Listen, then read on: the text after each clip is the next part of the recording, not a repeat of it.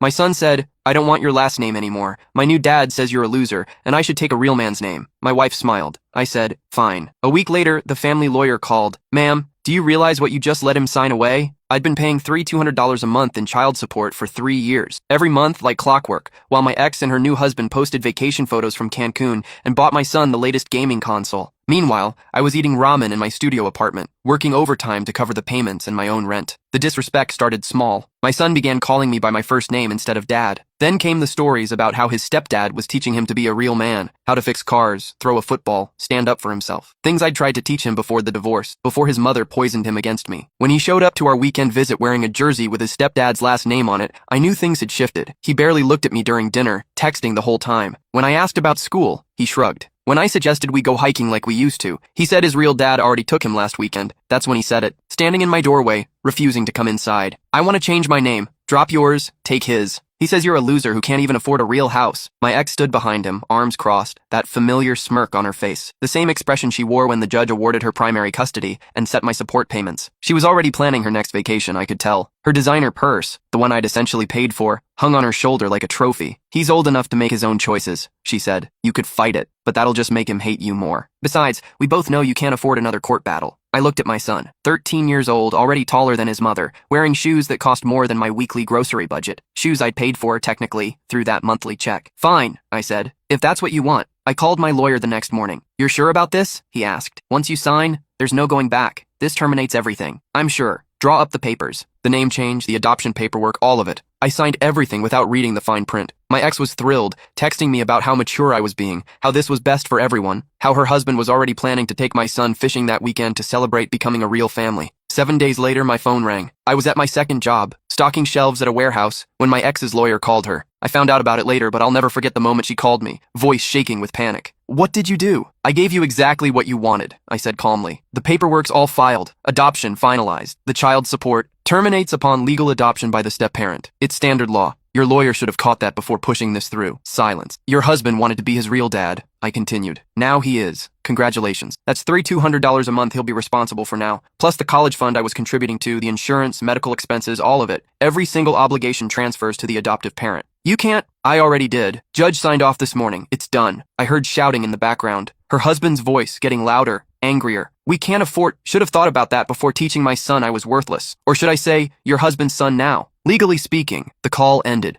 I went back to stocking shelves, but I wasn't working that job anymore out of necessity. That night, my phone exploded with messages. My son, suddenly remembering my name, begging me to undo it. My ex, alternating between threats and pleading. Her lawyer trying to find loopholes that didn't exist. But the beautiful thing about the law, once an adoption is finalized, biological parents have no legal obligation. None. I blocked my ex's number. My son's too. If he wanted to talk, he could do it in person, with respect. 3 months later, I got a letter. Not from a lawyer, but from someone I wasn't expecting. The envelope was thick, cream-colored paper. Expensive. My son's school logo embossed in the corner. Inside was a handwritten letter from the headmaster. "Dear Mr. Patterson, I'm writing regarding your son's tuition account. As you may know, the annual fee is $42,000, traditionally split between custodial guardians. However, we've encountered an unusual situation. The account previously showed you as the primary financial contact. Following the recent adoption proceedings, we reached out to Mr. and Mrs. Whitmore, formerly your ex-wife, to update our records. When we mentioned the upcoming semester payment, there seemed to be significant confusion. Mrs. Whitmore insists you remain financially responsible despite the legal changes. Mr. Whitmore became quite agitated during our phone conversation, suggesting we work something out regarding the fees. Our legal counsel has reviewed the situation. Given that Mr. Whitmore is now the legal parent, all financial obligations transfer to him. The school requires payment by August 15th, or will be forced to withdraw enrollment. I thought you should be aware of the situation. Regards, Headmaster Richardson." I set the letter down and started laughing. Really laughing, the kind that makes your stomach hurt. That private school was my ex's pride and joy. She'd bragged endlessly about getting our son accepted, posting photos of him in his uniform on social media, the networking opportunities, the prestigious alumni network, how it would guarantee his future. I pulled out my calculator. $42,000 for tuition, plus the $3,200 monthly support he'd been counting on. That's $8,400 per year her new husband just inherited. My phone buzzed. Unknown number. I almost didn't answer. "Hello? We need to talk." My ex's voice was different now, smaller, scared. "I don't think we do. Please, just listen." Against my better judgment, I stayed on the line. "The school says you're not paying anymore. They're going to kick him out. Not my problem. He's still your son." "No," I interrupted. "He's not. Legally, I have no son. That's what you wanted, remember? That's what he wanted. He's a kid. He didn't understand. He's 13. Old enough to call me a loser. Old enough to reject my name. Old enough to live with his choices. I heard her crying. Once upon a time, that sound would have broken me. Would have made me do anything to fix it. Derek can't afford this, she whispered. Her husband's name felt foreign, hearing it from her lips like that. Desperate. Then I guess your son will be attending public school. Plenty of good ones around. You don't understand. Derek's business. It's not doing as well as I thought. The cars, the trips, the house, it's all leveraged. We're barely hanging on. The truth was finally coming out. All those vacation photos, the designer clothes, the expensive restaurants, smoke and mirrors. A carefully curated Instagram life built on credit cards and loans. Sounds like you married a loser, I said quietly. The line went dead. I poured myself a whiskey, the good stuff I'd been saving, and sat on my apartment balcony. It wasn't much, but it was mine. Paid for with my own money. No debt, no pretense. My phone rang again. Different number. I let it go to voicemail. Dad? My son's voice cracked. It's me. Can we talk? Mom says I have to call you Dad again. She says we need to fix this. Please call back. I deleted the message. 2 days later, another letter arrived. This time from my ex's lawyer. Different lawyer than before. Probably couldn't afford the expensive one anymore. The letter demanded I resume child support payments, claiming the adoption was signed under duress, that I'd tricked them, that any reasonable person would have explained the financial implications. I forwarded it to my lawyer with a single sentence. Please handle this however you see fit. He called me that afternoon, barely containing his laughter. They're claiming you deceived them? Apparently. You signed the exact documents they requested, documents they initiated. Their lawyer reviewed everything. This is textbook buyer's remorse. Can they win? Not a chance. The judge will laugh them out of court. But here's the interesting part. If they pursue this, they'll need to pay court costs. And when they lose, you can countersue for harassment and legal fees. How much are we talking? Probably another $15,000 to $20,000 they'll owe you. I thought about it for maybe 3 seconds. Tell them to bring it on. He laughed. I was hoping you'd say that. The court date was set for 6 weeks out. In that time, the letters kept coming. From my ex, from her husband, from my son. Each one more desperate than the last. My son's letters were the hardest to read. In the first one, he apologized, said he didn't mean what he said, that his stepdad had been angry about money and took it out on him, that he missed our camping trips and wanted his old name back. The second letter was angrier, calling me selfish, saying I was punishing him for his mother's mistakes, that a real father wouldn't abandon his kid. The third letter never mentioned the money, just asked if we could go hiking again, said he had something important to tell me about school. I kept all the letters in a drawer, didn't respond to any of them. 4 weeks before the court date, I got a call from an unknown number. This time I answered. Mr. Patterson? A woman's voice, professional. This is Principal Hendricks from Roosevelt Middle School. I'm calling about your son. My heart stopped. What happened? He's fine physically, but there was an incident today. He got into a fight with another student. I sat down. In 13 years, my son had never been in a fight. What kind of incident? The other boy was teasing him about his new last name. Something about his real dad not wanting him anymore. Your son threw the first punch. Silence stretched between us. I'm not his legal guardian anymore, I said finally. You'll need to call his mother and her husband. We did. 3 times. No answer. You're still listed as the emergency contact in our system. Of course I was. Because updating that would have required effort. Would have required acknowledging reality. Can you come get him? Principal Hendricks asked. He's suspended for 3 days. He needs to be picked up immediately. I checked my watch. I was supposed to meet my lawyer in an hour to prep for court.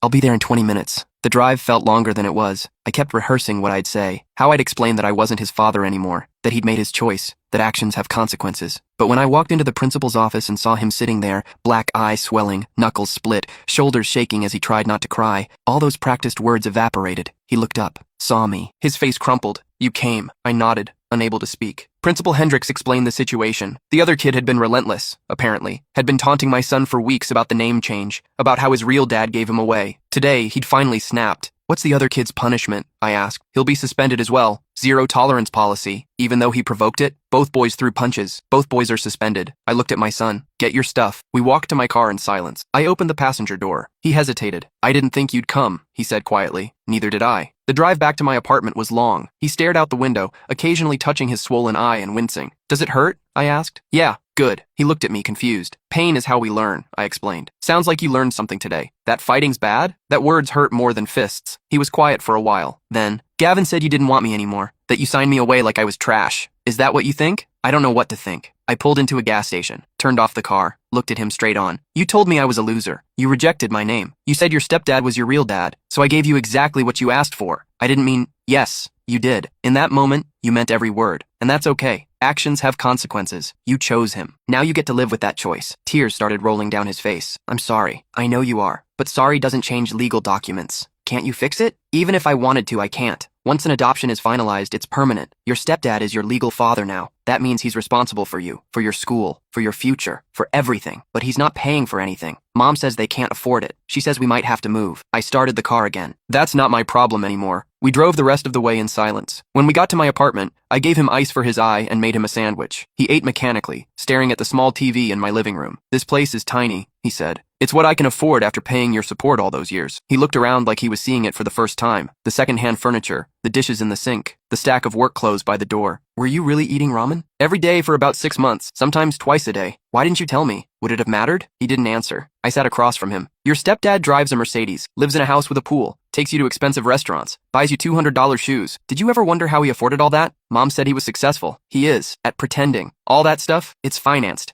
borrowed, built on credit cards and loans. None of it's real. But the trips, paid for with my child support money. Every vacation, every new gaming console, every fancy dinner, that was supposed to be for your food and clothes and future. Instead, they spent it pretending to be rich. His face went pale. "I didn't know." "Of course you didn't. They made sure of that." The court date arrived on a gray Tuesday morning. I showed up in my best suit, the one I'd bought at a thrift store but had dry cleaned until it looked almost new. My ex and her husband were already there, sitting with their bargain bin attorney who looked fresh out of law school. My ex had dark circles under her eyes. Her designer purse was gone, replaced with something that looked like it came from a discount store. Her husband wouldn't look at me, just stared at his phone, jaw clenched tight. My lawyer leaned over. "They're going to argue that you failed to explain the financial consequences of the adoption, that you deliberately withheld information to trick them. Can they prove that?" "They'll try, but we have the signed documents showing their lawyer reviewed everything. We have emails where you simply agreed to their requests. And we have text messages from your ex celebrating how easy you were being." The judge was a woman in her 60s with sharp eyes and no patience for nonsense. She read through the filings, occasionally glancing up at us over her reading glasses. "Let me see if I understand this correctly," she said, looking at my ex's lawyer. "Your clients initiated adoption proceedings. Their lawyer reviewed all documents. Mr. Patterson signed without contest, and now they want to reverse it because they don't like the financial implications? Your Honor, Mr. Patterson failed to disclose." "Failed to disclose what, exactly? That adopting a child comes with financial responsibility? That's not disclosure, counselor. That's common sense." "Oh, but the child support terminates upon legal adoption. This is Family Law 101. She looked at my ex and her husband. "Did your lawyer not explain this to you?" My ex spoke up, her voice shaking. We assumed he'd keep paying for his son." "His son?" The judge raised an eyebrow. "According to these documents, Mr. Whitmore is now the legal father. Mr. Patterson has no son." The courtroom was silent. "Your Honor," my ex's lawyer tried again. "My clients were acting in good faith. Were they?" The judge shuffled through papers. "I have text messages here where Mrs. Whitmore tells Mr. Patterson that her son, quote, needs a real father, not a broke loser who can't even afford a decent apartment. I have emails where she states that Mr. Patterson's financial contributions are inadequate and insulting. And I have testimony that the child himself rejected Mr. Patterson's name and legally took Mr. Whitmore's." She looked directly at my ex. "You can't have it both ways. You can't reject this man, mock his financial situation, encourage your son to replace him, legally sever his parental rights, and then demand he continue supporting a child who is no longer legally his." "But the school," my ex started crying. "The school is Mr. Whitmore's responsibility now, as is everything else." The judge turned to me. "Mr. Patterson, do you have anything you'd like to add?" I stood up. My lawyer touched my arm, a warning to be careful. "Your Honor, I loved my son. Worked 2 jobs to make those support payments. Went without so he could have. But love isn't one-sided. When he looked me in the eye and told me I wasn't his father, that hurt more than any financial burden ever could. I gave them exactly what they asked for. If they regret that now, that's not my fault." The judge nodded slowly. "Motion denied. The adoption stands,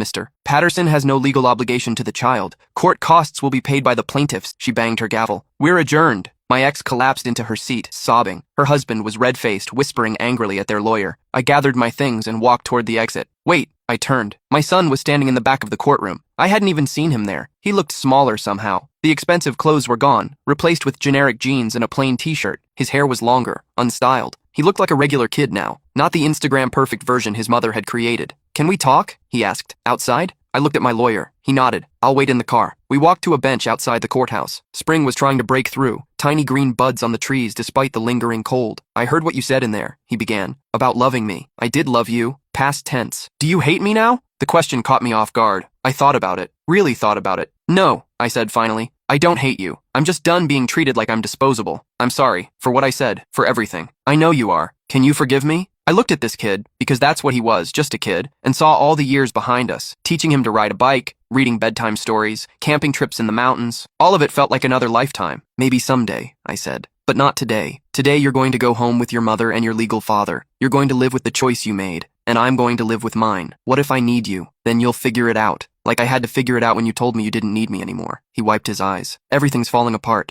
Mom and Derek fight all the time now. About money, About me, about you. Derek says I ruined his life. That he never wanted a kid, he just wanted mom. I felt a pang of sympathy, but I'd learned the hard way that sympathy didn't pay bills or heal wounds. That sounds really hard, I said, but it's not my problem to solve. What am I supposed to do? You're going to grow up. You're going to learn that actions have consequences, and you're going to understand that the people who really love you don't have conditions. Did you really love me, or did you just love having a son? The question hit like a punch to the gut, because it was a good question. One I'd asked myself during the lonely nights in my studio apartment. I loved you, I said finally. The real you. Not the Instagram version your mother created. Not the mini-me your stepdad wanted. Just you. The kid who loved dinosaurs and was afraid of the dark and asked a million questions about everything. That kid's still here. Then he needs to find his way back. Because the person standing in front of me now, the one who calls me a loser and rejects my name, I don't know him. I stood up. This conversation was going in circles and I had work in an hour. I have to go. Can I have your number? In case you already have it. You chose not to use it. I walked to my car without looking back. My lawyer was waiting, pretending to check his phone. That looked intense, he said. It was. You okay? I will be. We drove back to his office to finalize the paperwork. The court had awarded me legal fees, another $8,500 my ex would have to pay, money she didn't have, money that would probably bankrupt them completely. You know they'll try again, my lawyer said. Different angle, different argument. People like that don't give up. Let them try. I'm not paying another dime, he smiled.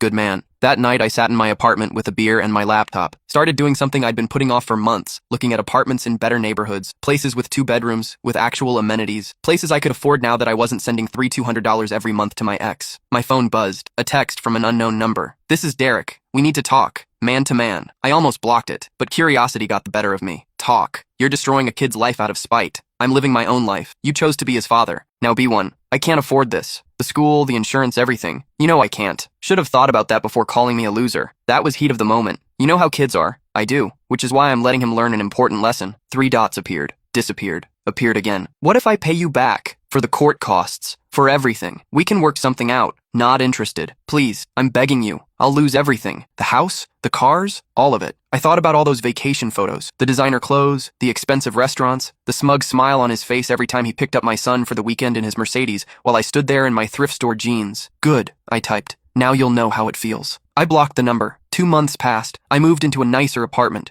2 bedrooms like I'd planned. One for me, one as an office, or maybe a guest room, or maybe just empty space that was mine. I'd started saving money, real money, opened an investment account, started planning for a future that wasn't defined by monthly support payments and weekend visitation. My lawyer called on a Wednesday afternoon. You're not going to believe this. Try me. Your ex is filing for bankruptcy. The house is in foreclosure. Her husband's business folded. They're moving into a rental apartment across town. And my son? Enrolled in public school. Roosevelt Middle, actually. Same one he got suspended from. The irony wasn't lost on me. All that time at the prestigious private school, all those networking opportunities and alumni connections, gone. Now he was back where he would have been if his mother hadn't been so obsessed with appearances. There's more, my lawyer continued. She's filing for divorce. That surprised me. Already? Apparently the financial stress was too much. Plus, Derek wasn't handling the parenting responsibilities well. I guess being a real dad is harder than he thought. I didn't feel the satisfaction I thought I would. Just tired of all of it. What happens now? She'll probably try to contact you again. Maybe try to reconcile, maybe ask for money, maybe try to guilt you about your son. And legally, you owe her nothing. The adoption stands. Derek is the legal father regardless of the divorce. Those obligations don't disappear just because the marriage ended. After we hung up, I poured myself a drink and sat on my balcony. The sun was setting, painting the sky in shades of orange and pink. From up here, I could see the whole city, could see the life I was building. My phone buzzed. This time, I recognized the number. Hello? It's me. My son's voice was different, older somehow. I know I'm not supposed to call you, but I needed to hear your voice. I didn't respond, just listened. Mom and Derek are getting divorced. We're moving to a smaller place. I had to switch schools. Everything's different now. How are you handling it? It's hard, but I think I'm learning what you meant about consequences. Yeah? Derek's not my dad anymore. I mean, legally he is, but he doesn't act like it. He barely talks to me. Stopped coming to pick me up. Mom says he blames me for everything. I felt that familiar pang again. The instinct to fix it, to step in, to be the dad I'd always been. I'm sorry you're going through that, I said carefully, but I can't fix it for you. I know. I'm not asking you to. I just wanted to tell you something. What's that? I'm changing my name back. Mom's helping me with the paperwork. Back to Patterson. Back to yours. My throat tightened. Why? Because it's my name. It's who I am. I shouldn't have given it up. That won't change anything legally. Derek will still be your legal father. I know, but names matter. You taught me that, remember? You said our name came from our great-great-grandfather who came here with nothing and built everything, that it represents hard work and integrity and keeping your word, I finished. Yeah, I remember. Silence stretched between us. Not uncomfortable, just there. Can I see you sometime? He asked. I'm not asking for money or anything. I just miss you. Miss our talks. I thought about the empty bedroom in my new apartment, about the camping gear still packed in my closet, about all the weekends I'd spent alone while my son was posting photos with his real dad. Maybe, I said, let's start slow, with a phone call every now and then. See how it goes. Really? Really? But there are conditions. Okay, you treat me with respect. You don't lie to me. And you understand that I'm not your ATM or your backup plan. I'm just me. Take it or leave it. I'll take it. We talked for another 20 minutes. About school, about his classes, about a book he was reading, normal stuff, the kind of stuff we used to talk about before everything fell apart. When we hung up, I felt something I hadn't felt in a long time. Not happiness, exactly. Not even hope. Just possibility. 6 months later, we'd fallen into a rhythm. Phone calls twice a week. An occasional lunch on Saturdays. We didn't talk about the past. Didn't rehash the hurt. Just focused on now. He told me about his teachers, his friends, his struggles with algebra. I told him about my work, my plans, my life. We were rebuilding something. Not father and son. Not legally, anyway, but something real. One Saturday, we were sitting at our usual diner when he asked the question I'd been expecting. Do you think you'll ever forgive Mom? I stirred my coffee. I don't think about your mother much anymore. She asks about you sometimes, wonders how you're doing. She has my number if she wants to know. She's afraid you hate her. I looked at him, at this kid who was slowly becoming a person I recognized again, who said please and thank you, who asked about my day, who showed up when he said he would. I don't hate her, I said honestly, but I don't trust her either, and I'm not interested in being her friend or her safety net. That's fair. You sound older when you talk like that. He shrugged. I am older. Feels like I grew up a lot this past year. Hardship does that. We finished our meal and I drove him back to his mother's apartment. It was in a rougher part of town, the kind of place his mother would have been horrified by 2 years ago. But it was clean and safe and theirs. As he got out, he hesitated. Thanks for lunch. Anytime. And thanks for giving me another chance, even though I didn't deserve it. Everyone deserves a second chance. Just not a third one. He smiled. Fair enough. I watched him walk inside, then drove home to my apartment, the space that was mine, earned through hard work and sacrifice, and refusing to be treated like a doormat. My phone rang on the drive. Unknown number. I almost didn't answer, but something made me pick up. Mr. Patterson, a man's voice, professional, speaking. This is Officer Raymond with Child Protective Services. I'm calling about your son, or rather, your former son, regarding a situation that's developed. My stomach dropped. What kind of situation? The boy's legal guardian, Derek Whitmore, has been arrested. Domestic violence against the mother. We need to place the child in temporary care while we sort things out, and your name came up as a possible option. I'm not his legal guardian. We're aware, but the mother listed you as an emergency contact, says you've been in the boy's life recently, that he'd be comfortable staying with you while we investigate. I pulled over to the side of the road. My hands were shaking. For how long? Could be a few days, could be a few months. Depends on how the investigation goes and whether the mother can demonstrate she can provide a safe environment. I thought about my empty guest bedroom, about the camping gear in my closet, about the quiet meals and phone calls and slow rebuilding of something that looked like trust. I need to think about it, I said. I understand this is sudden, but we need an answer by tomorrow morning. Otherwise, he goes into the foster system. After we hung up, I sat in my car for 20 minutes. Just sat there watching traffic go by, trying to figure out what the hell I was supposed to do. This wasn't my problem. I'd signed away my rights. I'd been pushed out. I'd rebuilt my life without him. But then I thought about that kid in the diner, saying thank you for lunch, about the phone calls where he actually listened, about the way he was trying, really trying, to be better. I called my lawyer. Are you insane? He asked when I explained. You fought for a year to get out of this. Why would you dive back in? I'm not diving back in. I'm just providing temporary care. There's a difference. Is there? Because from where I'm sitting, you're about to undo everything we worked for. Maybe. But what's the alternative? Let him go into foster care? Let him think I abandoned him again? He abandoned you first. He's a kid. Kids make mistakes. My lawyer sighed. If you do this, you're doing it as a guardian, not a parent. That means no legal rights, no say in his future, just the responsibility without the authority. I understand. And if his mother gets her act together, she can take him back anytime. You have no protection. I know. Another sigh. You're too good for your own good, you know that? Maybe. Or maybe I'm just stupid enough to hope that doing the right thing matters. Call me if you need anything. I'll draw up the guardianship paperwork. The next morning, I picked my son up from the CPS office. He had a backpack and a scared look on his face. You came? He said, relief flooding his expression. Yeah, I came. I didn't think you would. After everything, we got in my car. This is temporary. You understand that? I understand. There are rules. My house, my rules. You go to school, you do your homework, you treat me with respect. Got it? Got it. And when your mother gets things sorted out, you go back to her. This isn't permanent. I know. But something in his face told me he didn't believe that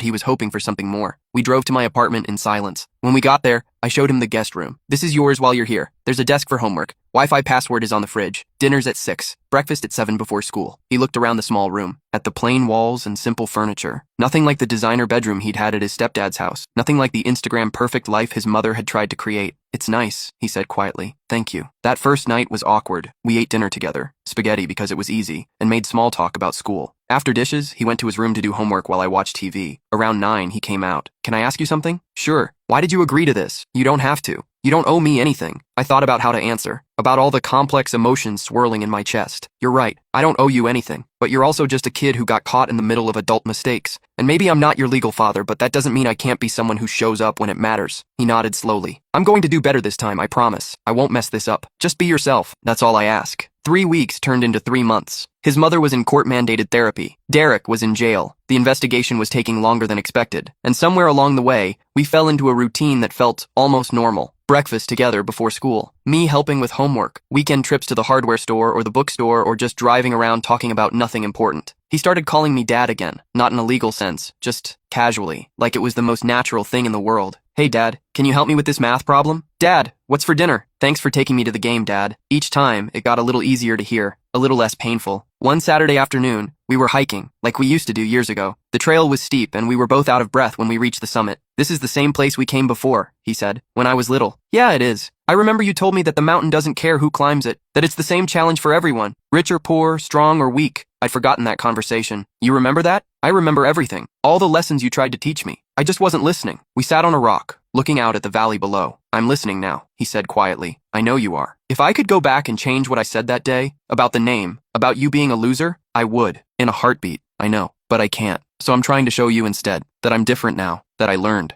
I put my hand on his shoulder. You're doing fine, kid. Better than fine. Does that mean you forgive me? The question hung in the air between us. The one he'd been wanting to ask for months, but hadn't had the courage to. Yeah, I said finally. I forgive you. He started crying then. Not dramatic sobs, just quiet tears that rolled down his face as we sat there on that mountain. Thank you, he whispered. We sat there until the sun started setting, painting the sky in those same oranges and pinks I'd watched from my apartment balcony. But this time, I wasn't alone. 6 months after that phone call from CPS, his mother got clearance to take him back. She'd completed her therapy, had a stable job, and had moved into a decent apartment. The court said she was ready. The night before he was supposed to leave, we made his favorite dinner, chicken tacos, and ate mostly in silence. I don't want to go, he said finally. You have to. She's your mom. She's worked really hard to get you back. I know, but it feels like I'm losing you again. You're not losing me. I'm just a phone call away, and we can still do lunch on Saturdays if you want. Promise? Promise. He moved back to his mother's the next day. I helped carry his boxes up 3 flights of stairs. His mother stood in the doorway looking nervous. Thank you, she said, for everything. I know I don't deserve. You don't need to thank me. I did it for him, not for you. She nodded, accepting that. Can we talk sometime? About everything?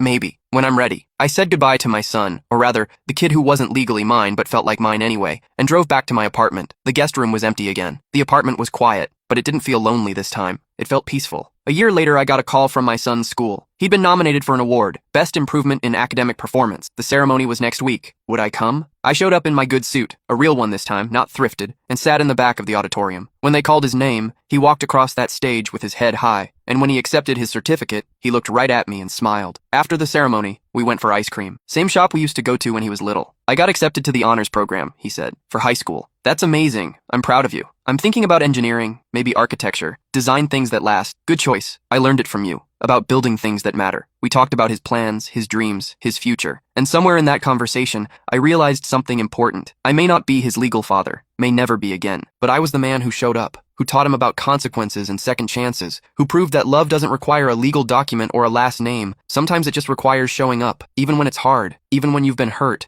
even when every logical part of your brain says to walk away. My phone buzzed as we were leaving the ice cream shop, a text from an unknown number. This is your ex-wife. I know we haven't talked much, but I wanted you to know something. You saved him. When I couldn't, when Derek wouldn't, you showed up and saved him. I'll never be able to repay that. I stared at the message for a long moment, then typed back, you don't need to repay anything. We're good. Because we were. Not in the way we'd started, as husband and wife, as a family, but in a new way, as two people who made mistakes and learned from them, as two people trying to raise a good kid in a complicated world. And as I drove my son back to his mother's apartment that night, I realized something else. I didn't win because I walked away. I didn't win because I got out of child support or made them face consequences. I won because I chose to show up when it mattered. Because I chose to be the bigger person. Because I chose to love a kid even when he didn't deserve it. Even when he'd hurt me. Even when it would have been easier to stay gone. That's what real fathers do. Not because a piece of paper says they have to, but because it's who they are. And maybe that's the lesson he needed to learn all along.